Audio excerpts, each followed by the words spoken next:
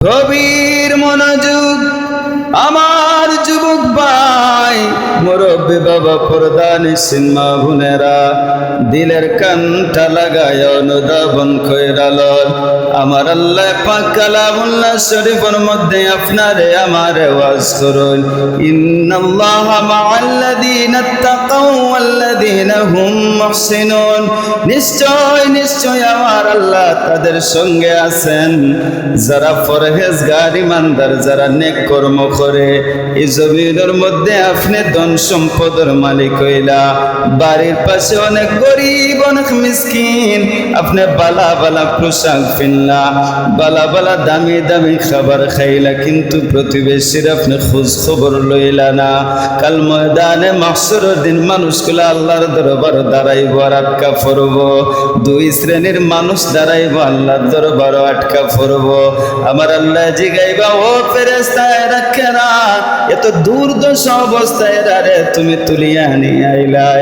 ফেরেশতা কইবা, আল্লাহ, যারা জমিন থাকতে দাম্ভিকতার সহিত চলছিল, যারা জমিন থাকতে তাদের বংশের পরিচয় দিয়া চলছিল, যারা দুনিয়ার জমিন থাকতে টাকার বাহাদুরি দেখাইয়া চলছিল, দামি দামি পোশাক পরেছে, দামি দামি খাবার খাইছে, সন্তান একবারে দামি দামি খাবার কিনিয়ে দিছে, কিন্তু তার আওলাদের মধ্যে এরকম জীর্ণ শীর্ণ মানুষ আসলা, যারা এক বেলা খাইলে দুই বেলা খাওয়ার লাগে আল্লাহর দরবার আফসুস আফসুস করছেন আর খান্দিছন।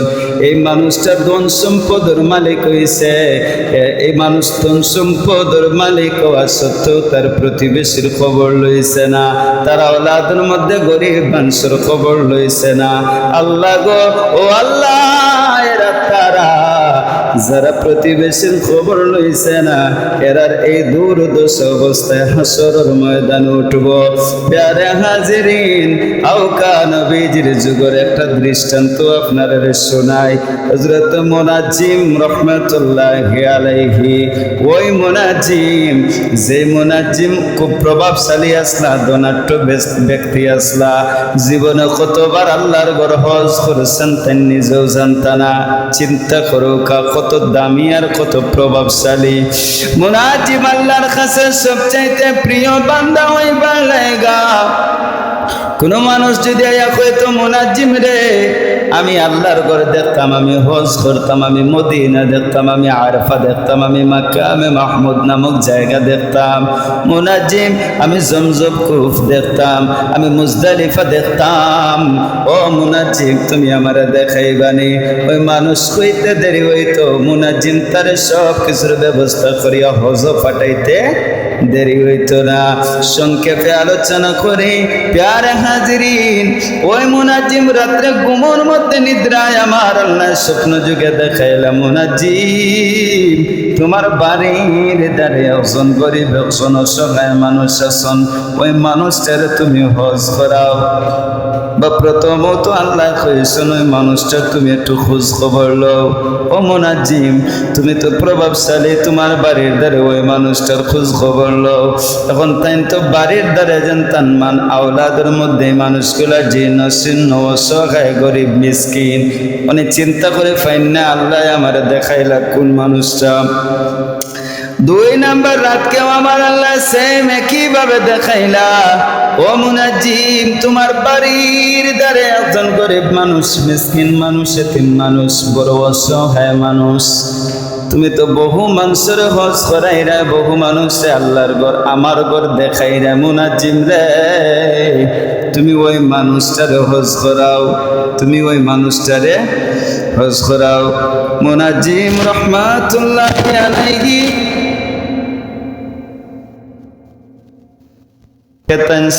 এইভাবে 2 নম্বর রাত্রে দেখার পরে 3 নম্বর রাতকে আবার আগে একজন বিজ্ঞ আলিমর দ্বারা গেলা।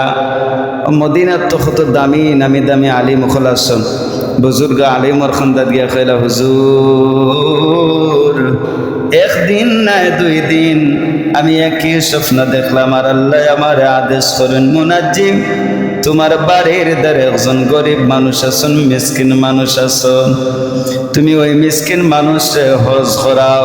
কিতা করাও? হজ করাও। ওই আলিমর কাছে কইলা, হুজুর এখন আমি কি করতাম? আমি তো একজন মানুষ পাইছি, যে মানুষটার জিন্দেগির মধ্যে আমি তারে একটা দিন আল্লাহর ঘর যাইতে দেখি নাই, একদিনও আল্লাহর ঘর যাইতে দেখছি না, কোনোদিন আল্লাহর ঘর গিয়া সেজদা দিছে তাও দেখছি না। মদিনার অলি গলির মধ্যে সে এমন ভাবে চলাফেরা করে তার জিন্দেগিটারে সে গুনাহের কাজে কাটাইছে। ও হুজুর, ওই মানুষটা সারাদিন মদ্যপান করতো, রাত্রে নেশার মধ্যে লিপ্ত থাকতো, যখন ইচ্ছা তখন বাড়ি যাইতো। আল্লাহ নি তারে দেখাইলাম হজনিবার লেগে, এখন আমি কোন অবস্থায় তারে ধরি? বুজুর্গ হুজুরে ডাক দিয়া কইলা, মুনাজ্জিম, আজকে 3 নম্বর রাত, আজ রাত কেউ যদি তুমি একই স্বপ্ন দেখো, তাইলে ওই মানুষটারে হজ করানি তোমার উপরে ডাইরেক্ট ওয়াজিব। বিদায় তুমি আজকের রাত্রেও স্বপ্নে যদি একই স্বপ্ন দেখো, তাইলে তুমি তারে হজ করাইও। হে যত গুনাহগার হোক আর নাফরমান হোক, এরপরেও তুমি তারে হজ করাইও। সেম যখন 3 নম্বর রাত্রেও আবার মুনাজ্জিম নিদ্রার মধ্যে গেলা, একই স্বপ্ন। পরের দিন সকালবেলা ওই মানুষের বাড়ি গিয়া কইলা, আল্লাহ আমারে 1 দিন নাই, 2 দিন নাই, 3 দিনে কি স্বপ্ন দেখাইছো, আর তোমার কোন আল্লাহ তোমার আমি হজ করাইতাম। জীবনে তো তোমার নামাজ পড়তে দেখছি না, জীবনে তো তোমারে আমি আল্লাহ নামের জিকির করতে দেখছি না, তুমি সারাদিন মদ্যপান করছো, গুনার কাজ করছো, এখন তোমার কিতা ইচ্ছা আছে নি আল্লাহর ঘর দেখবার? ওই মানুষে কয়, আমি যত বড় নাফরমান আর যত বড় পাপিষ্ঠ গুনাহগার হই না কেনে, কেউ যদি আল্লাহর ঘর দেখবার অফার দেয়, কোনো মানুষে না করবনি, না করবনি কাছেন কেউ না করতো নাই। এই গুনাহগার মানুষ কইলে, হ্যাঁ আমি রাজি, আমি রাজি, আমি কেতা করতে রাজি, ওই আল্লাহর ঘর হজ করতে আমি রাজি। এখন সর্বপ্রথম হইল, আপনিও তো আল্লাহর একজন পিয়ারা বান্দা, আপনি তো আল্লাহর একজন খাস বান্দা, আমি তো জীবনে নমাজ পড়ছি না, আগে আমারে নমাজ শিখাওকা, আগে আমারে নমাজ শিখাওকা। বন্ধুরে আমার, মুনাজ্জিম তখন ডাক দিয়া কয় না, তাইলে তুমি সর্বপ্রথম তোমার ওযু থেকে নিয়ে নামাজ পর্যন্ত শিখানি আমার দায়িত্ব। এই জায়গার মধ্যে আমরা অনেক বসা আছি, যদি জিকাই ওযুর ফরজ কয়টা, অনেকে পারতা নাই পারবানি। যদি অনেক জিকাই দেখি খঞ্চান নামাজের ভিতরে ফরজ কয়টা আর নামাজের বাইরে ফরজ কয়টা, অনেকে পারতো নাই। নামাজের ওয়াজিব কয়টা, অনেকে পারতো নাই। কিন্তু মেসাব বেটার ফিসে গিবত গাইতে পারবো, হুজুরের ফিসে গিবত খুব সহজে গাইতে পারবো। কিন্তু তার যদি জিকাই, ভাই দেখ বাবা বা ভাই খুলসান দেখি ফরজ কয়টা, নামাজের ভিতরে কয়টা আর বারে কয়টা।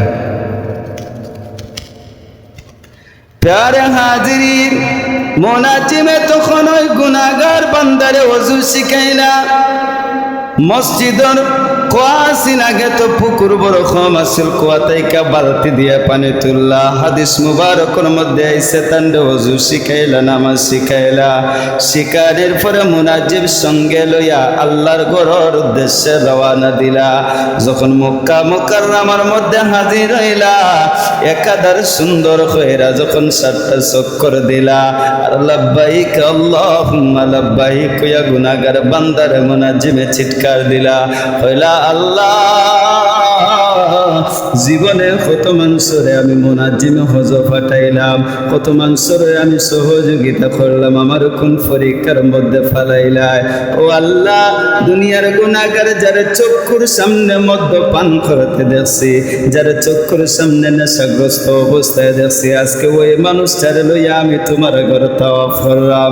আল্লাহ গো, তার তাওয়াফ যদি তোমার দরবার কবুল হয়, তার উসিলায় আমি মুনাজ্জিমরে মাফ করে দিও।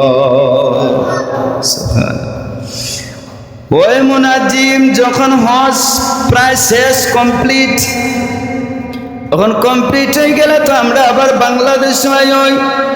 মুনাজ্জিমও তখন শেষ বেলা তান্ডা জিগাইলা, ও ভাই আমি তোমারে নামাজ শিখাইলাম, ওযু শিখাইলাম, আল্লাহর ঘর তাওয়াফ করাইলাম, শেষ তোমার কোনো ইচ্ছা আছে নি আমারে কও? শেষ কোনো তোমার ইচ্ছা আছে নি আমারে কও? হযরত মুনাজ্জিমরে ডাক দিয়া কইলা, আমার একটা শেষ ইচ্ছা আছে। মাকামে মাহমুদ নামক যেই জায়গা, ওই জায়গার মধ্যে আমি 2 রাকাত নামাজ পড়তাম। ওই জায়গার মধ্যে আমি 2 রাকাত নামাজ পড়তাম। আল্লাহর রাসূল সাল্লাল্লাহু আলাইহি ওয়াসাল্লামে হজকারী বান্দার লাইগা কিছু হাদিস আমার নবী কইয়া গেছেন, যে আরফার ময়দান যদি হাজি একলে দোয়া করেন আল্লাহ ফিরাইয়া দেন না। মাকামে মাহমুদ নামক জায়গা যদি 2 রাকাত নামাজ পড়িয়া দোয়া করেন আল্লাহ ফিরাইয়া দেন না। মুজদালিফার মধ্যে যদি দাঁড়াইয়া দোয়া করেন আল্লাহ তান বান্দার দোয়া ফিরাইয়া দেন না। মিনা পাহাড়ের মধ্যে দাঁড়াইয়া দোয়া করলে আল্লাহ তার দোয়া ফিরাইয়া দেন না।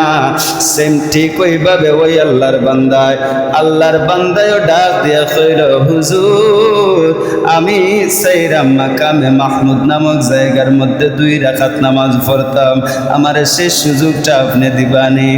ওই আল্লাহর গুনাহগার বান্দা যখন ওই পাহাড় ওই যে মাকামে মাহমুদ নামক জায়গার মধ্যে যাইল, যাইয়া গিয়ে আল্লাহু আকবার কইয়া তাকবীরে তাহরিমা বাদিয়া তিলাওয়াত শুরু করেছে। সে 2 রাকাত নামাজ পড়ছে, আসসালামু আলাইকুম ওয়া রাহমাতুল্লাহ কইয়া ডাইনার সালাম ফিরাইছে, বামর সালাম ফিরাইতে পারছে না, আজরাইলে প্রাণ পাখিটায় নিয়ে গেছে। সুবহানাল্লাহ। মাকামে মাহমুদ তান শেষ কইলা 2 রাকাত আমি নামাজ পড়মু, ডাইনর সালাম ফিরাইছেন, বামর সালাম ফিরাইতে পারছেন না, আজরাইলে আইয়া তান রুহুটারে বাইর করিয়া লইয়া গেছেন গিয়া। এখন তো মুনাজ্জিম যে আল্লাহর বান্দা, সে তো হঠাৎ করিয়াছে বিমর্ষিত হয়ে গেল, ডাক দিয়া কইল, আল্লাহ আমার কোন পরীক্ষার মধ্যে ফলাইলা? ও আল্লাহ আমি রাত্রে ঘুমাইলাম, আমার স্বপ্নে খালি মধুরী বেটারে দেখাইলা হজল হইয়া আইতাম, আমি মধুরী বেটারে হজই খাইলাম, নমাজি খাইলাম, হজ করাইলাম, শেষ বেলা তার ইচ্ছা জানতে চাইলাম, সেই ইচ্ছা করলো মাকামে মাহমুদ জায়গার মধ্যে 2 রাকাত নামাজ পড়তো, তাও দিলাম। এখন নামাজ খানটা আল্লাহর বান্দায় শেষ করতে পারলো না, তার প্রাণ পাখি টানি লাগিয়ে, আল্লাহ গো আমি মুনাজ্জিম রে তুমি কোন পরীক্ষার মধ্যে ফালাইলা? হযরতে মুনাজ্জিম রহমাতুল্লাহি আলাইহি ওই বান্দার লাশটা লইয়া বান্দার বাড়ির মধ্যে হাজির হইলা, আর তান বিবিরে ডাক দিয়া কইলা, ও আল্লাহর বান্দার বিবি, আমি তোমার কাছে জানতাম চাই তোমার স্বামীর এমন কোন একটা নেক আমল আছিল, যে নেক আমলের কারণে মাকামে মাহমুদ নামক জায়গার মধ্যে এত সৌভাগ্যমান ওই জায়গার মধ্যে মৃত্যুবরণ করলা। ওই গুনাহগার বান্দার বিবি ডাক দিয়া কইলা, ও আল্লাহর ওলি, আমার স্বামীর কোন নেক আমল আমার জীবনে আমি দেখছি না, কোনদিন দেখছি না। তান্ডে নামাজ পড়তে সারাদিন নেশাগ্রস্ত থাকতাম, মদ্যপ্রাণ করতাম, কিন্তু একটা জিনিস তার মধ্যে আমি পাইছি, তাই যে গরিব, তাই যে নেশাগ্রস্ত, এরপরেও আমরার বাড়ির ধারে একজন গরিব মিসকিন মানুষ আছে, একজন বৃদ্ধা মহিলা আছে, ওই মহিলারে তাই ভাত মুখের মধ্যে দেওয়ার আগে 3 বেলা যাইয়া আগে ওই বৃদ্ধা মহিলার মুখের মধ্যে রুটি দিতা। তাই গরিব, তাই কিন্তু মদ পান করেন, সারা জিন্দেগি নেশাগ্রস্তর মধ্যে কাটাইছেন, কিন্তু তাই ততক্ষণ পর্যন্ত মুখ রুটি দিতে না যতক্ষণ বৃদ্ধা মহিলা মুখের মধ্যে রুটি না দিচ্ছেন। তাই যখন রুটি গিয়ে ওই বৃদ্ধা মহিলার মুখের মধ্যে দিতা, ওই বৃদ্ধা মহিলা রুটি খাইতো আর আল্লাহর কাছে কইতো, আল্লাহ